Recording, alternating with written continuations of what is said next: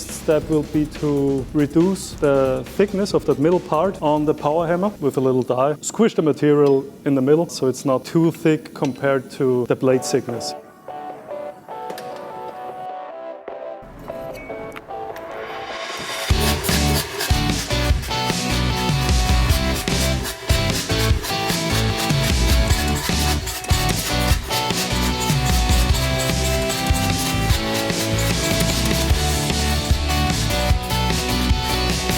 The material thickness is now pretty equal again and pretty much at the thickness of the blade itself. Now we can proceed to set the I-beam shape.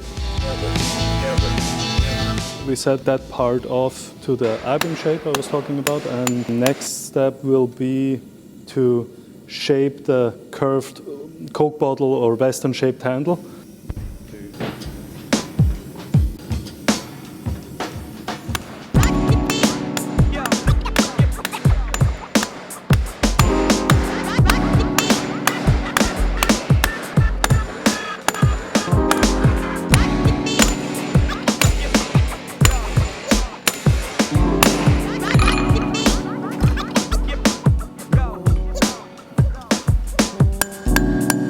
Yeah, we've been making the handle an hour and a half, 2 hours, and now it's getting slowly to shape.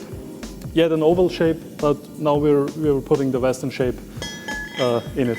After we set up the I-beam shape, taking the small anvil with its sharp corners and little horn to shape the details of the handle. Just all the sharp corners, the transitions and the radiuses are getting dialed in. With a smaller hammer as well, it's not really forging, it's just shaping the circle into a handle shape.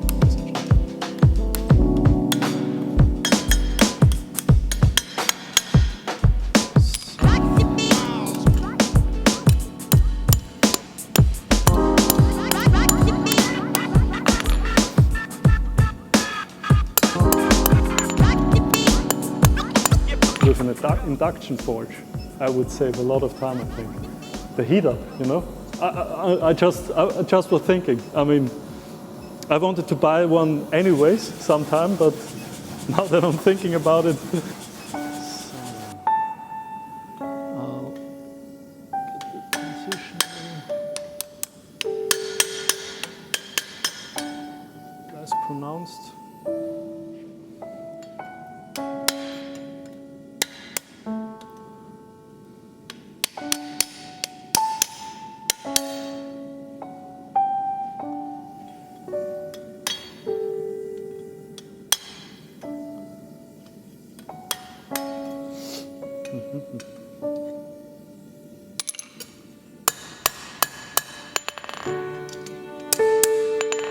The overall handle shaping and probably estimating the correct volume and length in advance, because you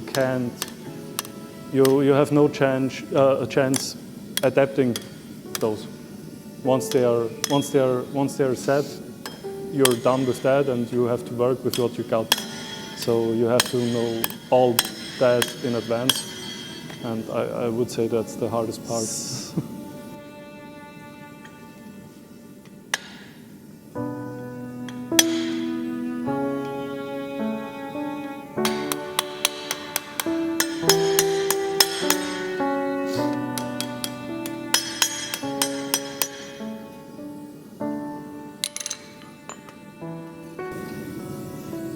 So I'm trying to get a sharp transition here on the upper part of the blade, also straightening the handle a little. And that corner of that small anvil really helps with that. It's a sharper transition now. We're just shaping it to a visually appealing